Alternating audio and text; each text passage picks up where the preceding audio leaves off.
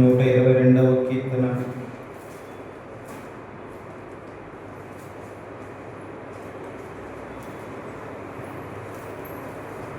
6వ వచనము 7వ వచనము మనమందరం కలిసి చదువుతాం.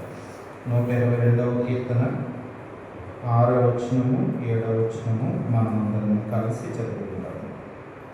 యెరూషలేము యొక్క క్షేమము కొరకు ప్రార్థన చేయుడి. యెరూషలేమా, నిన్ను ప్రేమించు వారు వర్ధిల్లుదురు.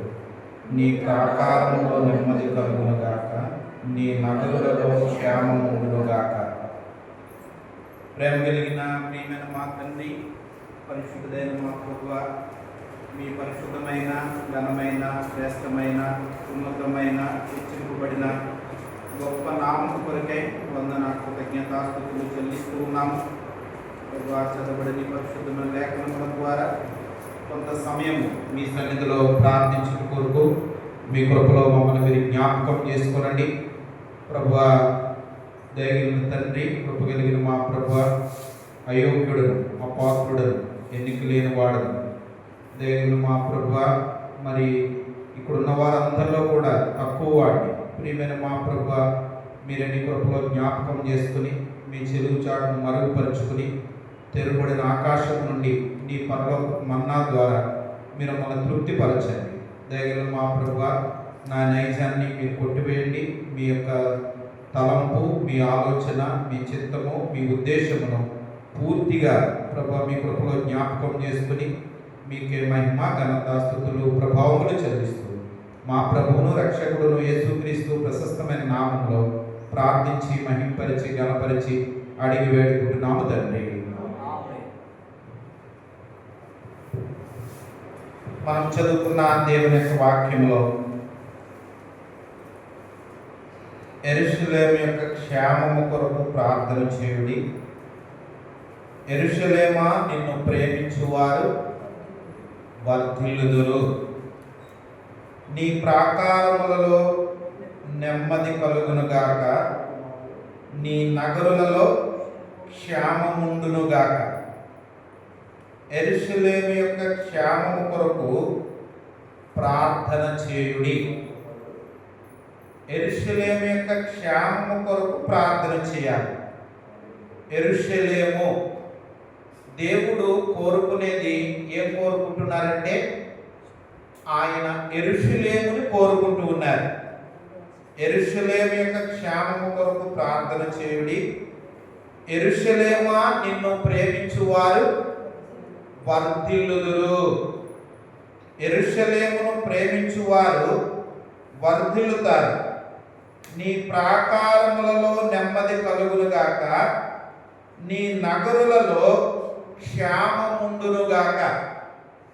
దేవుడు మన నుండి కోరుకునేది ఏంటి? మనము దేవుని సన్నిధిలో ప్రార్థిస్తాం, దేవుని సన్నిధిలో మొరపెడతాం, దేవుని సన్నిధిలో విజ్ఞాపన చేస్తాం. దేవుని సన్నిధిలో మొరపెట్టేటప్పుడు, దేవుని సన్నిధిలో ప్రార్థించేటప్పుడు దేవుడు మన నుండి కోరుకునేది ఏంటి? దేవుడు మన నుండి కోరుకునేది మనము దేవునికి ఇవ్వవలసిన వారిగా ఉంటూ ఉన్నాం. కాబట్టి దేవుని సన్నిధిలో మనము దేవునికి ఇవ్వవలసిన వారిగా ఉంటూ ఉన్నాం. దేవుడు మన నుండి ఏం కోరుతూ ఉన్నారు? యెరూషలేమా, యెరూషలేము యొక్క క్షేమము కొరకు ప్రార్థన చేయుడి. యెరూషలేమా, నిన్ను ప్రేమించు వారు వర్ధిల్లుదురు. నీ ప్రాకారములో నెమ్మది కలుగునుగాక, నీ నగరులలో క్షేమముండునుగాక. ప్రాకారములో నెమ్మది ఉంటుంది, నగరులలో క్షేమం ఉంటుంది. యెరూషలేము యొక్క క్షేమము కొరకు మనము ప్రార్థన చేయవలసిన వారిగా ఉంటూ ఉన్నాం. దేవుడు మన నుండి కోరుకునేది దినవృత్తాంతముల 2వ గ్రంథము 6వ అధ్యాయము 6వ వచనం. దినవృత్తాంతముల 2వ గ్రంథము 6వ అధ్యాయము 6వ వచనం. ఇప్పుడు నా నామము నుండుటకై యెరూషలేమును కోరుకుంటుని, నా జనునైన ఇశ్రాయేలు మీద అధిపతిగా నుండుటకై దావీదును కోరుకుంటుని. దేవుడు ఏం కోరుకుంటున్నారంటే, యెరూషలేమును కోరుకుంటూ ఉన్నారు. యెరూషలేము కొరకు ప్రార్థన చేయాలి. యెరూషలేమును ప్రేమించువారు వర్ధిల్లుతారు. యెరూషలేమును ప్రేమించు వారు వర్ధిల్లుతారు. దేవుడు కోరుకునేది కూడా ఎవరిని కోరుకుంటూ ఉన్నారు? యెరూషలేమును కోరుతూ ఉన్నారు. దేవుడు కోరేది కూడా యెరూషలేమును కోరుకొంటిని. యెరూషలేమును దేవుడు కోరుకుంటూ ఉన్నారు. అసలు యెరూషలేము అంటే దేవుడు నివసించు స్థలం, మహారాజ పట్టణం, దేవుడు కోరుకున్న స్థలం. దేవుడు కోరుకున్న స్థలము యెరూషలేము. యెరూషలేములో ప్రభు ఉంటారు. యెరూషలేములో ప్రభు ఉండే స్థలం, మహారాజ పట్టణం, దేవుడు నివసించు స్థలం. దేవుడు యెరూషలేమును కోరుకుంటూ ఉన్నారు. యెరూషలేము దేవునికి ఇవ్వాలి. యెరూషలేము అంటే దేవుడు నివసించు స్థలం. ఆయన ఎక్కడ నివసిస్తారు? మొట్టమొదటిగా మహోన్నతమైన పరిశుద్ధమైన స్థలములలో ఆయన నివసించువారు. తర్వాత విరిగి నలిగిన హృదయములో ఆయన అలక్ష్యము చేయరు. అంటే హృదయము యెరూషలేముగా ఉండాలి. హృదయాన్ని కోరుతూ ఉన్నారు. అందుకనే ప్రభు అంటున్నారు, నా కుమారుడా నీ హృదయాన్ని నాకిమ్ము. దేవుడు యెరూషలేమును కోరుకుంటూ ఉన్నారు. యెరూషలేములో ప్రభు ఉండాలి. యెరూషలేములో ప్రభు ఉండే స్థలం, మహారాజా పట్టణం, దేవుడు నివసించే స్థలం. ఒక వ్యక్తి యెరూషలేము నుండి ఎక్కడికి బయలుదేరాడంట? యెరికోకి బయలుదేరాడు. అంటే యెరూషలేము బహు ఎత్తైన ప్రదేశం, బహు ఉన్నతమైన ప్రదేశం, దేవుడు నివసించే స్థలం, మహారాజా పట్టణం, దేవుడు కోరుకునే స్థలం. ఆ వ్యక్తి దేవుడుండే స్థానాన్ని విడిచిపెట్టేశాడు, యెరూషలేమును విడిచిపెట్టాడు, యెరికోకి బయలుదేరుతూ ఉన్నాడు. యెరికో అంటే శాపగ్రస్తమైనది, శపించబడినది. రాజుల 2వ గ్రంథంలో రాయబడింది రమ్యమైనది. యెరికో పట్టణం అంటే ఎటువంటిది? రమ్యమైనది. అంటే ఈ వ్యక్తికి చూడడానికి యెరూషలేము దేవుడు నివసించే స్థలాన్ని, దేవుడు కోరుకునే స్థలాన్ని, ఆ సంతోషకరమైన పట్టణాన్ని విడిచిపెట్టి యెరికో పట్టణానికి వెళ్ళిపోతూ ఉన్నాడు. యెరికో పట్టణం దిగువ పట్టణం, బహు కింద పట్టణం, శాపగ్రస్తమైన శపించబడిన పట్టణం, రమ్యమైనది. చూడడానికి ఎలా కనబడుతుంది? రమ్యముగా కనబడుతుంది. దేవుడు ఆ పట్టణాన్ని విడిచిపెట్టి, ఈ వ్యక్తి యెరూషలేమును విడిచిపెట్టి యెరికోకి వెళుతూ అతని బట్టలు దోచుకుని, అతని కొట్టి కొర ప్రాణముతో విడిచి వెళ్ళిపోయారు. అంటే బట్టలు దోచుకుని, మనం చాలా దొంగతనాలు వింటాం, డబ్బు దోచుకున్నారంటాం, విలువైన వస్తువులు పట్టుకెళ్ళిపోయారంటాం. కానీ ఈ వ్యక్తి బట్టలు దోచుకుని, అంటే శత్రువు అపవాది తన రక్షణ వస్త్రాన్ని ఏం చేసినాడు? దొంగిలించినాడు, తను అవమానపరిచినాడు, తను సిగ్గుపరిచినాడు. ఆ దారంట లేవీయుడొకడు, యాజకుడొకడు చూచి ప్రక్కగా వెళ్ళిపోయారు. సమరయుడు అతని మీద జాలిపడి అతని దగ్గరకు వెళ్ళి నూనెయు ద్రాక్షారసమును పోసి అతని గాయములను కట్టి అతని వాహనం మీద ఎక్కించుకుని పూటకోళ్ళ వారింటికి తీసుకొచ్చినాడు, ఫస్ట్ ఎయిడ్ చేస్తున్నాడు. అంటే ఆ వ్యక్తి పొర ప్రాణంతో ఉన్నప్పుడు అతని మీద జాలిపడినాడు, నూనెయు ద్రాక్షారసమును పోసినారు, అతని గాయములు కట్టినారు, అతని వాహనం మీద ఎక్కించుకున్నాడు పూటకోళ్ళ వారిని దేవుని యొక్క మందిరానికి. అంటే ఆ వ్యక్తి రక్షించబడి ప్రభు ఉన్న స్థలాన్ని విడిచిపెట్టి దిగువ పట్టణానికి, శాపగ్రస్తమైన పట్టణానికి, చూడడానికి రమ్యంగా కనబడే పట్టణానికి వెళ్ళిపోతూ ఉన్నాడు. అప్పుడు యేసుక్రీస్తు ప్రభువారు ఈ సన్నివేశాన్ని అంతటిని జ్ఞాపకం చేస్తూ ఈ ముగ్గురులో ఎవరు పొరుగువారు? సమరయుడు పొరుగువారు. ఒక ధర్మశాస్త్ర ఉపదేశకుడికి జ్ఞాపకం చేస్తున్నాడు. ధర్మశాస్త్రం అంతా తెలిసిన వ్యక్తి ఆ వ్యక్తికి జ్ఞాపకం చేస్తున్నప్పుడు ఈ ముగ్గురులో ఎవరు పొరుగువారంటే సమరయుడు పొరుగువారు. మనం పొరుగు వారిని ఏం చేయాలి? ప్రేమించాలి. పొరుగు వారిని ప్రేమించాలి. వాళ్ళని దేవుని మందిరానికి తీసుకుని రావాలి. వాళ్ళని యెరూషలేముగా చేయాలి. దేవుడు యెరూషలేమును ఏం చేస్తూ ఉన్నారు? కోరుకుంటూ ఉన్నారు. యెరూషలేమును కోరుకునే దేవుడు యెరూషలేము క్షేమము కొరకు ప్రార్థన చేయాలి. యెరూషలేమును ప్రేమించువారు వర్ధిల్లుతారు. మనం వర్ధిల్లాలి అంటే, మనం ఆశీర్వదించబడాలి అంటే, మనం దీవించబడాలి అంటే యెరూషలేము యొక్క క్షేమము కొరకు ప్రార్థన చేయాలి. యెరూషలేమును ప్రేమించువారు వర్ధిల్లుతారు. దేవుడు కోరుకునేది యెరూషలేమును కోరుతూ ఇంకా ప్రభు ఏం కోరుతున్నారు? 51వ కీర్తన 6వ వచనం. 51వ కీర్తన 6వ వచనం.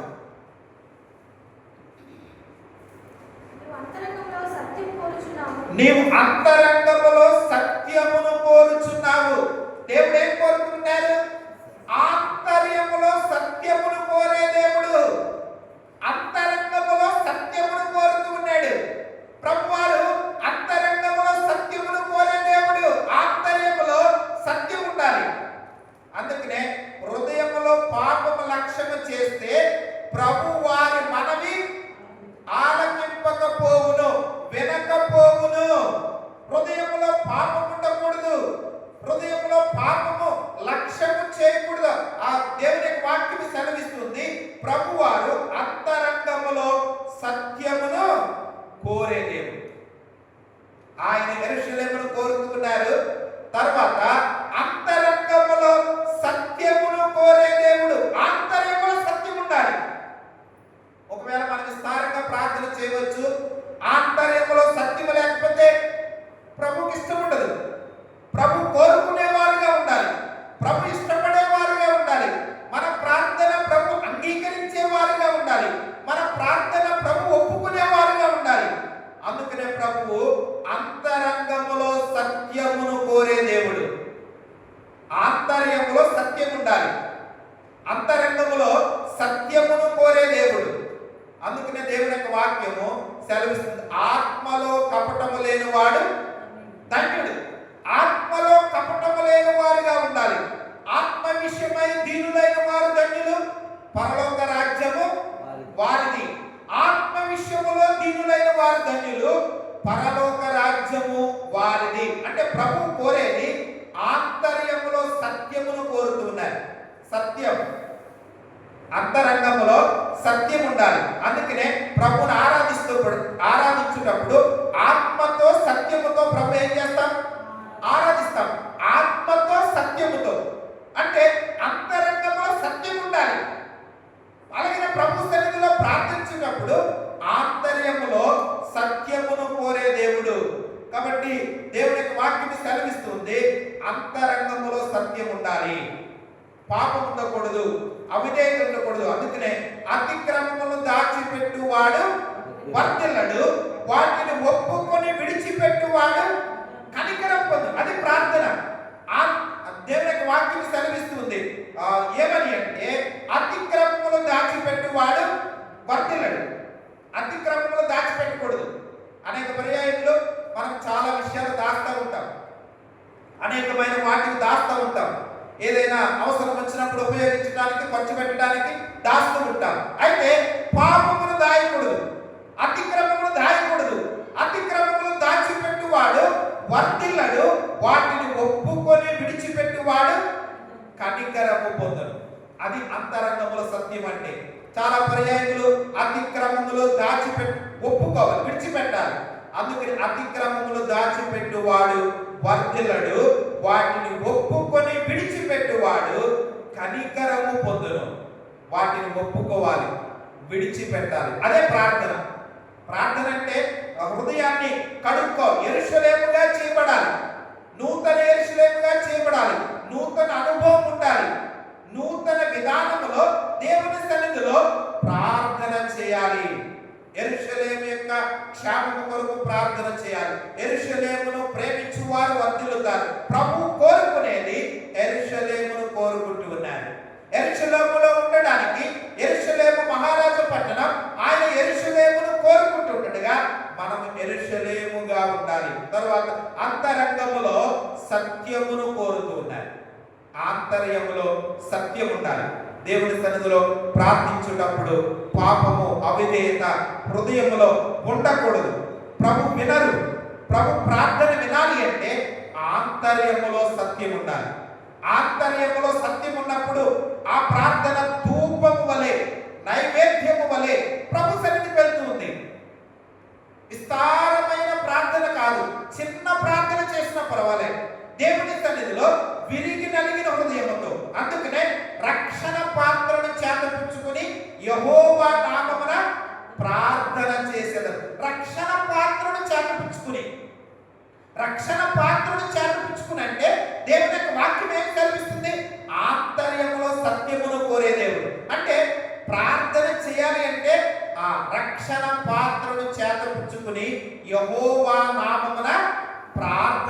చేసేదను. అంటే రక్షణ పాత్రను చేతపట్టుకోవాలి, రక్షించబడాలి, మారు మనసు పొందాలి, పాప క్షమాపణ పొందాలి. పాప క్షమాపణ నిమిత్తము ప్రతి వాడు యేసుక్రీస్తు నామమున బాప్తిజము పొందాలి. అదే అంతరంగములో ప్రభు సత్యాన్ని కోరేది. మన ప్రార్థన వినాలి అంటే అంతరంగములో సత్యం, పాపం ఉండకూడదు. కాబట్టి పాపమును విడిచిపెట్టాలి, పాపము ఒప్పుకోవాలి. పాపమును ఒప్పుకున్నప్పుడు దేవుడు క్షమిస్తారు. అందుకనే ఆయన క్షమించుటకు సిద్ధ మనస్సు గలవారు. ఆయన దగ్గర ఏం దొరుకుతుందంట? క్షమాపణ దొరుకుతుంది. ప్రభు దగ్గర దొరికేది క్షమాపణ దొరుకుతుంది. ఆయన అడగాలి. అంతరంగంలో సత్యం, ఏదైనా అవిధేయత ఉంది, ఏదైనా అతిక్రమం ఉంది, ప్రభుకి ఇష్టము కానిది, ప్రభు ఒప్పుకోలేనిది ఉంటే ప్రభు దగ్గర క్షమాపణ పొందాలి. ఆయన దగ్గర క్షమాపణ దొరుకుతూ ఉంది. ఆయన క్షమించగలిగిన దేవుడు కాబట్టి అంతరంగంలో సత్యమును కోరే దేవుడు. తర్వాత దేవుడు ఏం కోరుతున్నారు అంటే మత్తయి సువార్త 9వ అధ్యాయము 13వ వచనం. మత్తయి సువార్త 9వ అధ్యాయము 13వ వచనం.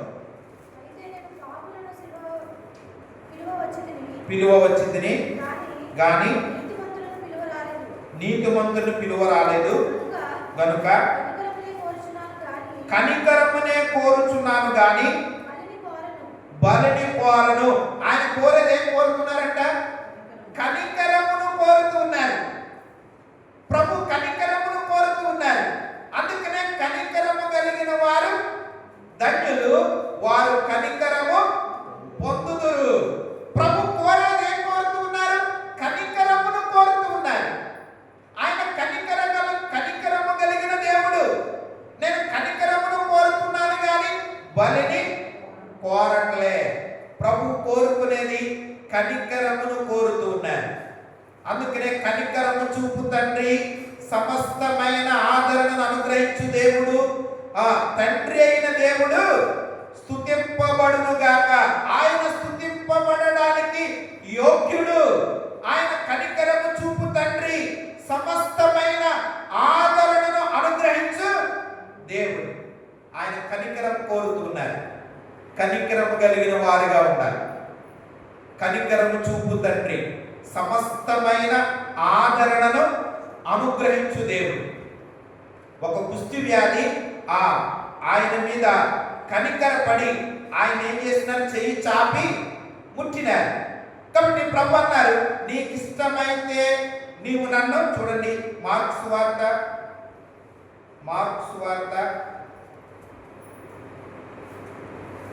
1వ అధ్యాయము 40వ వచనం. ఒక కుష్ఠరోగి ఆయన యొద్దకు వచ్చి ఆయన మోకాళ్ళుని నీకు ఇష్టమైతే నన్ను శుద్ధినిగా చేయగలవని ఆయనతో చెప్పి ఆయనను వేడుకొనగా ఆయన కనికరపడి, ఆయన ఏం పడ్డాడంట? కనికరపడినాడు. కాబట్టి ఆ కుష్టి వ్యాధి గల వ్యక్తి మీద దేవుడు కనికరపడినాడు. ఆయన కనికరపడి చెయ్యి చాపి వాడిని ముట్టి నాకు ఇష్టమే, నీవు శుద్ధుడవు కమ్మని వానితో చెప్పెను. వెంటనే వాని కుష్టు రోగము వాడిని విడిచిన కనుక వాడు శుద్ధుడైనాడు. కనికరము చూపు తండ్రి, ఆయన కనికరపడినాడు. కుష్టి వ్యాధి గల వ్యక్తి మీద దేవుడు ఏం పడ్డాడంటే కనికరపడుతూ వచ్చినాడు. ఆయన కనికరము చూపు తండ్రి, సమస్తమైన ఆదరణ అనుగ్రహించు. ఆయన కనికర పడటం బట్టి ఆ వ్యక్తి ఏమైనాడు? శుద్ధుడైనాడు. కాబట్టి దేవుడు మన మీద కూడా కనికర పడినాడు. మనం శుద్ధులు అవ్వడానికి, మనం పవిత్రులు అవ్వడానికి, మనం బాగుపడడానికి. అందుకనే దేవుని యొక్క వాక్యం సెలవిస్తుంది, అన్నిటి అంతము సమీపమైనది, మీరు స్వస్థ బుద్ధి గలవారై మెలకువగా ఉండి ప్రార్థన చేయండి. అన్నిటి అంతము సమీపమైందంట. మీరు స్వస్థ బుద్ధి గలవారై. దేనికి స్వస్థత కావాలి? బుద్ధికి స్వస్థత కావాలి. కాబట్టి ఆయన కనికరము చూపు తండ్రి మన మీద కనికర పడ్డారు, శుద్ధి చేసినారు, పవిత్రపరిచినారు. ఆ కుష్టి వ్యాధి గల వ్యక్తి మీద ఎలాగైతే కనికర పడినారో మన పాపపు కుష్టు, పాపపు వ్యాధి అంతటిని తీసివేయడానికి దేవుడు మన కనికరపడి శుద్ధి చేస్తూ వచ్చినారు. అందుకనే దేవుని యొక్క వాక్యం సెలవిస్తుంది, ఆయన కనికరమును కోరే దేవుడు. దేవుడు ఏం కోరుతున్నారు? కనికరమును కోరుతున్నారు. కానీ మనలో కనికరం ఉండాలి. కనికరము చూపు తండ్రి. కాబట్టి ఆయన ప్రభువు కనికరమును కోరుతూ ఉన్నారు. తర్వాత జ్ఞాపకం చేసుకున్నట్లయితే యోహాను సువార్త 4వ అధ్యాయము 23వ వచనం. యోహాను సువార్త 4వ అధ్యాయము 23వ వచనం. అయితే యథార్థముగా ఆరాధించువారు ఆత్మతోను సత్యముతోను అది ఇప్పుడునే వచ్చే ఉన్నది. తను ఆరాధించువారు అట్టివారే కావాలని తండ్రి కోరుచున్నాడు. ప్రభు ఏం కోరుతున్నారంట? ఆరాధన కోరుతున్నారు. ప్రభు ఏం కోరుతున్నారు? ఆరాధన. ప్రభుకి ఇవ్వాల్సింది ఆరాధన ఇవ్వాలి. ఆరాధనలో నుండి దేవుని మనము స్తుతిస్తూ దేవుని సన్నిధిలో ప్రార్థించువారిగా ఉండాలి. ఆయనకి ఇవ్వాల్సింది ఏంటంటే ఆరాధన. ప్రభు కోరేది ఆరాధనను కోరుతూ ఉన్నారు. కాబట్టి దేవుని సన్నిధిలో ఆరాధన ప్రభుకి ఇష్టమైనది. ఆయన అందుకనే మనము భూలోకములో పరలోకములో నిత్యము ఆయన ఏం చేస్తాం? ఆరాధిస్తాం. అంటే ఇక్కడ ఆరాధన చేస్తే పరలోకములో నిత్యము కూడా ఆయనను ఆరాధిస్తాం. అందుకని ప్రభు కోరేదే కోరుతున్నారంటే అయితే యథార్థముగా ఆరాధించువారు ఆత్మతోను సత్యముతోను తండ్రిని ఆరాధించు కాలం వచ్చుచున్నది. అది ఇప్పుడును వచ్చేనది. తను ఆరాధించువారు అట్టివారే కావాలని తండ్రి కోరుచున్నారు. దేవుడు కోరేదే కోరుతున్నారంటే ఆరాధనను కోరే దేవుడు. తర్వాత జ్ఞాపకం చేసుకున్నట్లయితే లూకా సువార్త 12వ అధ్యాయము 49వ వచనం. లూకా సువార్త 12వ అధ్యాయము 49వ వచనం. నేను భూమి మీద అగ్ని వేయవచ్చితిని, అది ఇదివరకే రగులుకుని మండవలనని ఎంతో కోరుచున్నాను. ఆయన ఏం కోరుతున్నారంట? అగ్నిని కోరుతూ ఉన్నారు. ఏం కోరుతున్నారు? అగ్ని. ఆయన అగ్ని వంటి దేవుడు. కాబట్టి దేవుని యొక్క వాక్యము సెలవిస్తూ ఉన్నది. ఏప్రిల్కి రాసిన పత్రిక 12వ అధ్యాయము 29వ వచనం. ఏప్రిల్కి రాసిన పత్రిక 12వ అధ్యాయము 29వ వచనం.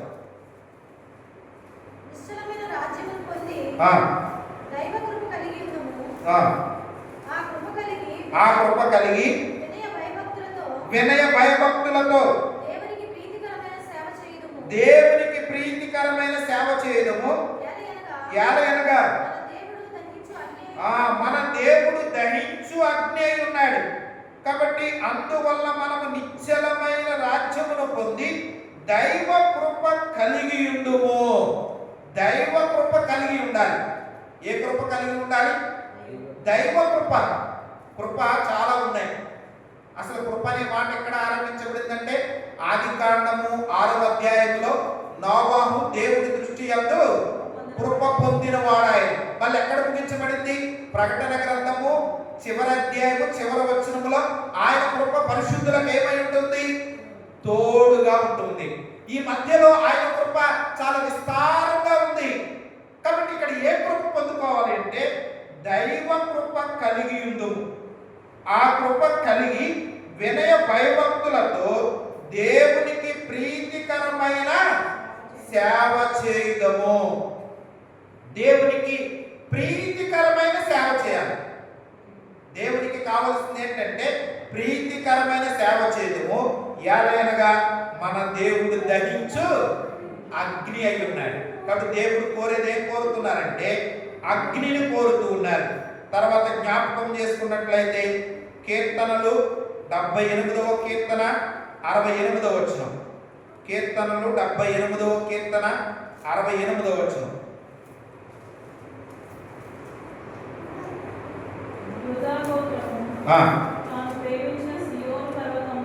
తాను ప్రేమించిన సియోను పర్వతమును ఆయన కోరుకునేను. ఆయన ఏం కోరుకుంటున్నారంట? సియోను పర్వతమును కోరుతున్నారు. ఆయన ఆరోహణమైన ఎక్కడి నుంచి ఆరోహణమైనారు? సియోను పర్వతం నుండి ఆరోహణమైనారు. మరలా భూమి మీద అడుగు పెట్టినప్పుడు ఆయన ఎక్కడ అడుగు పెడతారు? సియోను పర్వతం మీద అడుగు పెడతారు. అంటే కదలనిది, స్థిరమైనది. కానీ దేవుడు కోరుకున్నది ఏం కోరుకుంటున్నారంటే సియోను పర్వతమును కోరుకుంటూ ఉన్నారు. సియోను పర్వతము. కాబట్టి ప్రభు కోరుకునేది సియోను పర్వతమును దేవుడు కోరుకునే దేవుడు. కాబట్టి యెరూషలేమును కోరుతూ ఉన్నారు, సియోను పర్వతమును కోరుతూ ఉన్నారు, ఆరాధనను కోరుతూ ఉన్నారు, అగ్నిని కోరుతూ ఉన్నారు, అంతరంగములో సత్యమును కోరే దేవుడు, కనికరమును కోరే దేవుడు. పేతురు రాసిన 2వ పత్రిక 3వ అధ్యాయం 9వ వచనం. పేతురు రాసిన 2వ పత్రిక 3వ అధ్యాయం 9వ వచనం. కొందరు ఆలస్యమని ఎంచుకున్నట్లు ప్రభు తన వాగ్దానమును గూర్చి ఆలస్యము చేయువాడు కాడు గాని ఇచ్చయింపక అందరూ మారు మనసు పొందవలనని కోరుచు. ప్రభు ఏం కోరుతున్నారు?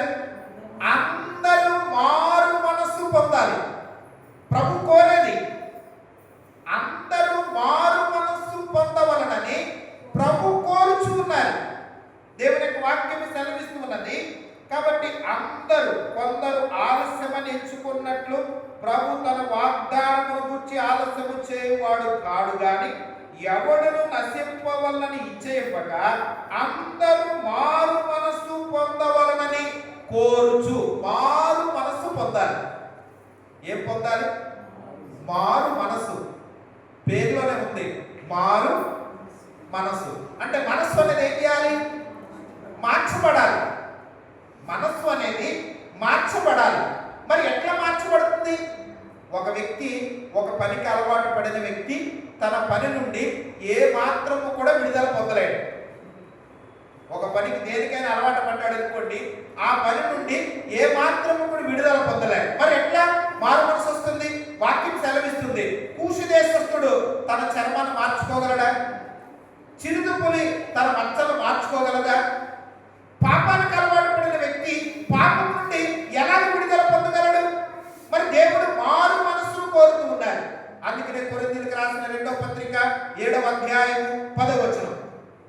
కొరింథీయులకు రాసిన 2వ పత్రిక 7వ అధ్యాయం 10వ వచనం. దైవ చిత్తానుసారమైన దుఃఖము ఆ రక్షణార్థమైన మారు మనస్సు కలుగజేయను. కానీ దైవ చిత్తానుసారమైన దుఃఖం ఉంది. ఈ దైవ చిత్తానుసారమైన దుఃఖము రక్షణార్థమైన మారు మనస్సు కలుగజేస్తుంది. దైవ చిత్తానుసారమైన దుఃఖము రక్షణార్థమైన మారు మనస్సు కలుగజేస్తుంది. కానీ దైవ చిత్తానుసారమైన దుఃఖం కావాలి. అందుకనే దుఃఖపడు వారు ధన్యులు, వారు వాదార్చబడుదు. అంటే దుఃఖపడు వారు ధన్యులు. ఇక్కడున్న మనందరికీ కూడా శరీర సంబంధమైన దుఃఖము అనేక పర్యాయము మనకు తెలుసు. శరీర సంబంధమైన దుఃఖం పుడతంతోనే ఏం చేస్తారంట? ఏడుస్తారంట. పుడతంతోనే ఏడిస్తేనే ఆ వ్యక్తి ఆరోగ్యంగా ఉన్నట్టు. పుట్టడంతోనే ఏడవలేదనుకోండి, ఆ వ్యక్తికి ఏమి లేనట్టు? ఆరోగ్యం లేనట్టు. కానీ మానవుడు పుడతంతోనే ఏడుస్తాడు. అంటే పుడతంతోనే ఏడుపుతో పుడతాడు. శరీర సంబంధమైన ఏడుపు ప్రతి మానవుడు ఎదుర్కొంటాడు. అయితే ఇక్కడ ఆత్మ సంబంధమైన దుఃఖం కావాలి. దాన్నే దైవ చిత్తానుసారమైన దుఃఖం. ఈ దైవ చిత్తానుసారమైన దుఃఖం ఏం చేస్తుందంటే రక్షణార్థమైన మారు మనసు కలుగజేస్తుంది. ఇంకా మారు మనసు పొందకపోతే, ప్రభు హృదయం ఇవ్వకపోతే, కాబట్టి దైవ చిత్తానుసారమైన దుఃఖము, దైవ చిత్తానుసారమైన దుఃఖము రక్షణార్థమైన మారు మనసు కలుగజేస్తుంది. విలాప వాక్యములు 2వ అధ్యాయం కాబట్టి 26వ వచనములో నరులు ఆశ కలిగి యెహోవా అనుగ్రహించు రక్షణ కొరకు ఓపికతో కనిపెట్టుట మంచిది. నరులు ఆశ కలిగి యెహోవా అనుగ్రహించు రక్షణ కొరకు ఓపికతో కనిపెట్టుట మంచిది. నరులు ఆశ కలిగి, అంటే ఒక వ్యక్తికి రక్షణ కావాలంటే ఏముండాలి? ఆశ ఉండాలి, ఓపిక ఉండాలి. అందుకనే విత్తువాడు విత్తడానికి బయలువెళ్తే కొన్ని విత్తనాలు త్రోవ ప్రక్కన పడ్డాయి, కొన్ని విత్తనాలు రాతి నేలలో పడ్డాయి, కొన్ని విత్తనాలు ముండ్ల పొదల్లో పడ్డాయి, కొన్ని విత్తనాలు మంచి నేల పడ్డాయి. మంచి నేల పడిన విత్తనం ఏమైంది? ఫలించింది. 100 60 30 ఫలించింది. అంటే మంచి నేల పడిన విత్తనముల పోలు వారు ఎవరనగా యోగ్యమైన మంచి మనస్సుతో వాక్యముని విని దానిని అవలంబించువారు. మంచి నేల పడిన విత్తనం వలె యోగ్యమైన మంచి మనస్సుతో వాక్యముని ఏం చేయాలి? వినాలి, దాన్ని అవలంబించాలి. అంటే ప్రభు కోరేది మారు మనస్సును కోరుతూ ఉన్నారు. కాబట్టి నీ దేవుని యొక్క వాక్యం సెలవిస్తుంది, యెరూషలేమా యెరూషలేము యొక్క క్షేమం కొరకు ప్రార్థన చేయి. యెరూషలేము యొక్క క్షేమం కొరకు ప్రార్థన చేయాలి. యెరూషలేమా నిన్ను ప్రేమించువారు వర్ధిల్లుదురు. యెరూషలేమును ప్రేమించువారు వర్ధిల్లుతారు. నీ ప్రాకారములలో నెమ్మది కలుగునుగాక. ప్రాకారములు ఏముండాలి? నెమ్మది ఉండాలి. ప్రాకారములలో నెమ్మది కలుగునుగాక. అందుకనే దేవుని వాక్యములో దినవృత్తాంతముల 2వ గ్రంథము 14వ అధ్యాయము 1వ వచనములో ఆశా దినములలో, కాబట్టి దేశము 10 సంవత్సరాలు ఏం పొందిందంట? నెమ్మది పొందింది. ఆశ తన దేవుడిని దృష్టికి, దేవుడని యెహోవా దృష్టికి ఎలా ఉన్నాడు? అనుకూలంగా ఉన్నాడు, నమ్మకంగా ఉన్నాడు, యథార్థంగా ఉన్నాడు. తన ఏలుబడిలో దేశం నెమ్మదిగా ఉంది. కానీ నెమ్మది నెమ్మది నెమ్మది పొందాలి. ప్రాకారములో ఏముండాలి? నెమ్మది ఉండాలి. కాబట్టి దేవుని యొక్క వాక్యం సెలవిస్తూ ఉన్నది, నెమ్మది కలిగిన వారిగా ఉండాలి. ప్రాకారములలో నెమ్మది కలుగునుగాక. అందుకనే దినవృత్తాంతముల 2వ గ్రంథము 15వ అధ్యాయము 15వ వచనం. దినవృత్తాంతముల 2వ గ్రంథము 15వ అధ్యాయము 15వ వచనం.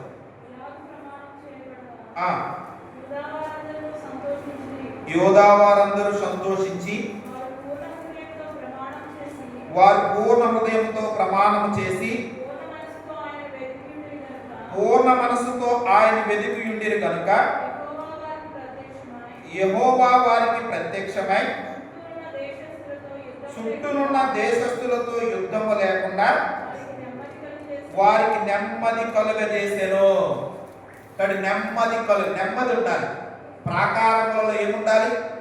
నెమ్మది ఉండాలి. యెరూషలేములో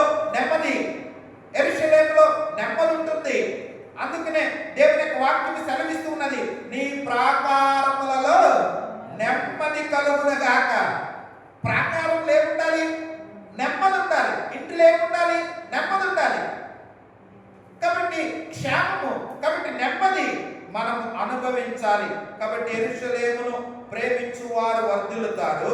యెరూషలేము యొక్క క్షేమము కొరకు ప్రార్థన చేయుడి. కానీ నీ నగరులలో క్షేమముండునుగాక. నీ ప్రాకారములలో నెమ్మది కలుగునుగాక. నీ నగరులలో క్షేమముండునుగాక. నగరములో ఏముండాలి? క్షేమం. ఇంటిలో ఏముండాలి? క్షేమం ఉండాలి. క్షేమం. అందుకనే క్షేమాభివృద్ధి. ఏ వృద్ధి పొందాలంట? క్షేమాభివృద్ధి పొందాలి. 72వ కీర్తన 7వ వచనం. 72వ కీర్తన 7వ వచనం. 72వ కీర్తన 7వ వచనం. అతని దినములలో నీతిమంతులు వర్ధిల్లుదురు. క్షేమాభివృద్ధి కలుగును. ఏ వృద్ధి ఉండాలి? క్షేమాభివృద్ధి. క్షేమం. కాబట్టి మనము ప్రార్థించుటప్పుడు దేవుని ఇంటిలో మనము క్షేమం ఉండాలి, క్షేమాభివృద్ధి పొందాలి. కాబట్టి వృద్ధి పొందేవారుగా ఉండాలి. దేవుని వాక్యం సెలవిస్తుంది మనం వృద్ధి పొందేవారుగా. అలాగనే జ్ఞానాభివృద్ధి ఉండాలి. ఏ వృద్ధి ఉండాలి? జ్ఞానాభివృద్ధి. సామెతల గ్రంథము 9వ అధ్యాయము 9వ వచనం. సామెతల గ్రంథము 9వ అధ్యాయము 9వ వచనం. ఉపదేశము చేయగా జ్ఞానమునందును నీతి గలవానికి బోధ చేయగా జ్ఞానాభివృద్ధి నొందును. ఏ వృద్ధి నొందాలంటే జ్ఞానాభివృద్ధి నొందాలి. అంటే యెరూషలేములో క్షేమాభివృద్ధి, జ్ఞానాభివృద్ధి. అందుకనే పైనుండొచ్చు జ్ఞానం కావాలి. పైనుండొచ్చు జ్ఞానము మొట్టమొదట పవిత్రమైనది. కాబట్టి పైనుండొచ్చు జ్ఞానము మొట్టమొదట పవిత్రమైనది, తరువాత సమాధానకరమైనది, మృదువైనది, సులభముగా లోబడినది, కనికరముతోను మంచి ఫలములతోను నిండుకొనినది, పక్షపాతమైనను వేషధారణైనను లేనిదై ఉన్నది. కానీ ఏ జ్ఞానం కావాలి? పైనుండొచ్చు జ్ఞానాభివృద్ధి. పైనుండొచ్చు జ్ఞానము మొట్టమొదటి ఎటువంటిది? పవిత్రమైనది. పవిత్రత కావాలి. కాబట్టి పవిత్రత లేకపోతే, పరిశుద్ధత లేకపోతే ప్రభుకి ఇష్టం కాదు. దేవుడు కోరుకునే వ్యక్తిగా యెరూషలేమును కోరుతూ ఉన్నారు, ఆరాధన కోరుతూ ఉన్నారు, సియోను పర్వతమును కోరుతూ ఉన్నారు, అగ్నిని కోరుతూ ఉన్నారు. కాబట్టి ఆయన కనికరమును కోరుతూ ఉన్నారు, మారు మనస్సును కోరుతూ ఉన్నారు. కాబట్టి ఇక్కడ ఆయన నగరులలో క్షేమం ఉండునుగాక. దేవుని యొక్క వాక్యం సెలవిస్తున్నది, నగరులలో క్షేమము అంటే నీ ప్రాకారములలో నెమ్మది కలుగునుగాక, నీ నగరులలో క్షేమముండునుగాక. క్షేమాభివృద్ధి, జ్ఞానాభివృద్ధి. పైనుండొచ్చు జ్ఞానము మొట్టమొదటి ఎటువంటిది? పవిత్రమైన పవిత్రతలోనికి రావాలి. యెరూషలేముకు వచ్చినప్పుడు, యెరూషలేము కొరకు ప్రార్థించినప్పుడు పవిత్రంగా ఉండాలి. పవిత్రత కోరుతూ ఉన్నారు. పవిత్రంగా ఉండాలి అంటే పైనుండొచ్చు జ్ఞానం పొందుకోవాలి.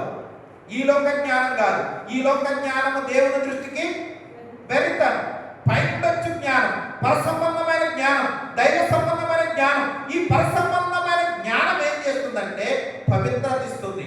అందుకనే పైనుండొచ్చు జ్ఞానము మొట్టమొదట పవిత్రమైనది. పవిత్రతలోనికి రావాలి.